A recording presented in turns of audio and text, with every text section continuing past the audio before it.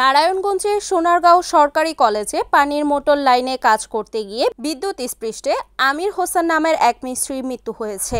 এ সময় আরেক সহযোগী গুরুতর আহত হয়। সোমবার দুপুর 2:30টার দিকে এ ঘটনা ঘটে। নিহত আমির হোসেন উপজেলার মোগরাপাড়া ইউনিয়নের দমদমা গ্রামের তোফাজ্জল হোসেনের ছেলে। আহত সহযোগী শরীফ একই এলাকার সুরুজ্জামানের ছেলে। সোনারগাঁ সরকারি কলেজের অধ্যক্ষ আবুল কালাম জানান, কলেজে পানির মোটর লাইনে বৈদ্যুতিক কাজ করতে গিয়ে দুইজন মিস্ত্রি বিদ্যুতায়িত হয়েছেন। ঘটনাস্থলে একজন মারা যান। আহত আরেকজনকে উদ্ধার করে হাসপাতালে পাঠানো হয়েছে।